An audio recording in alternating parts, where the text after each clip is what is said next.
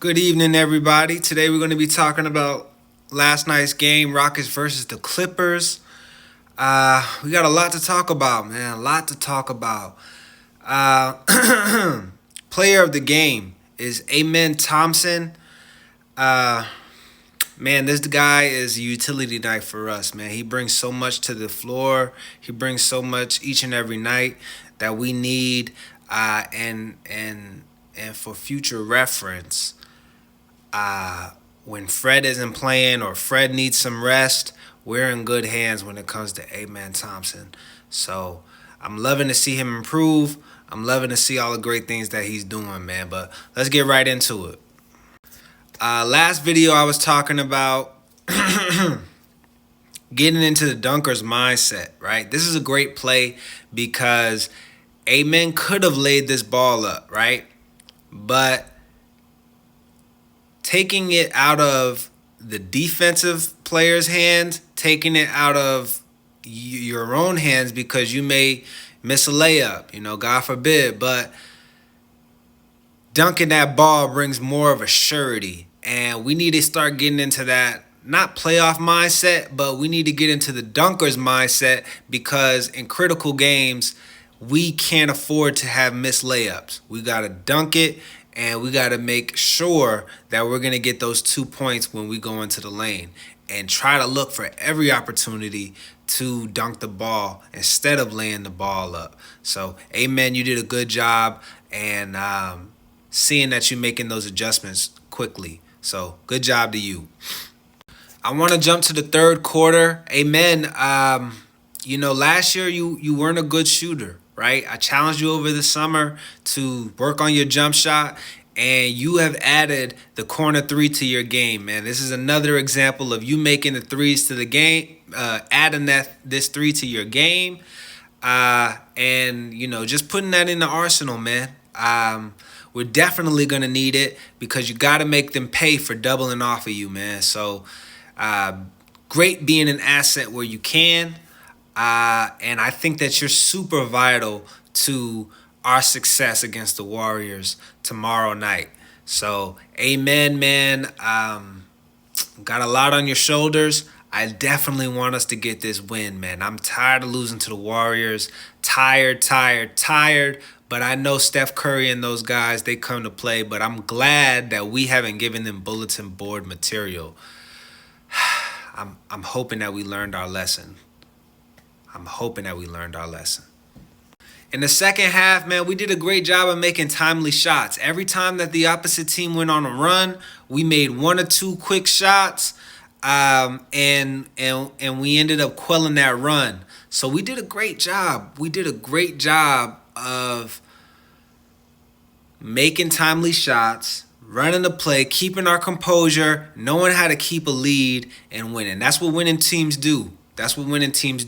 Sometimes we're going to be ahead. And how do we manage when to take our foot off the gas, when to turn it up, you know what I'm saying? When to not go 100% the entire time, right? And that's on the coaching staff and the IQ of our players, man. So it was a good job, man. They didn't have their best player in James Harden, but they didn't have their best two players, Kawhi Leonard and James Harden. But like I said before, man, we gotta have a level of focus whenever we play in these teams that are not at full strength.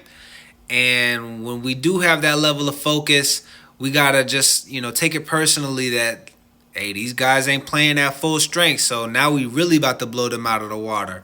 And taking that energy, man, and using it in a positive way in the game. So definitely shout out to the Rockets on that note, man. I would have loved to see James Harden play. Again, that's my favorite player ever, man, former Rocket. Can't wait to see him get his number retired and him to be in the NBA Hall of Fame one day in Springfield, Massachusetts, man. I would love to attend that. But yeah, man, James Harden, man, that's my guy. Next game, probably the biggest game of the year so far, man. And I'm probably beating a dead horse when it comes to that, but yeah, Huge game. 15 straight losses in a row. That's the bulletin board material that we need to go into the game with. 15 straight losses to this team in a row.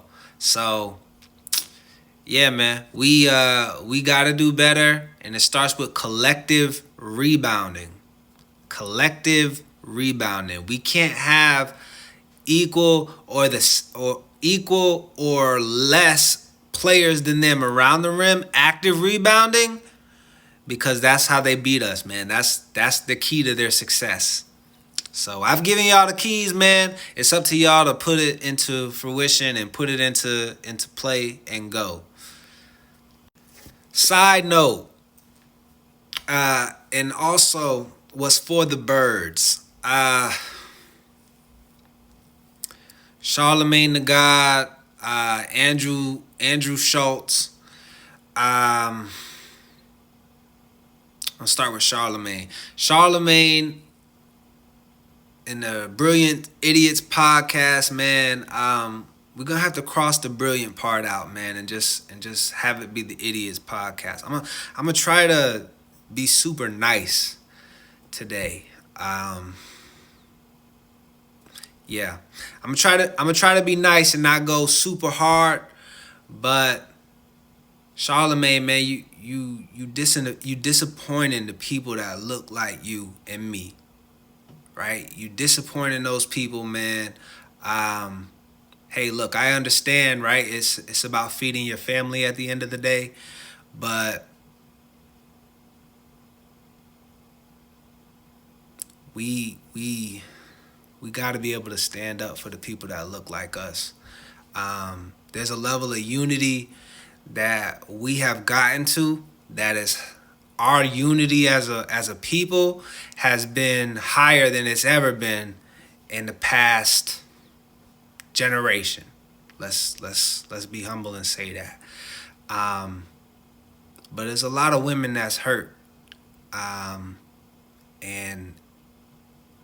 as a father of 4 daughters, I would just hope that you wouldn't condone somebody that's talking about your daughters like that.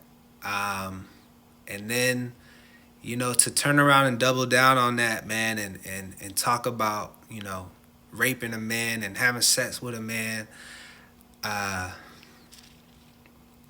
That's just unacceptable, man, for Charlemagne you to condone that, man.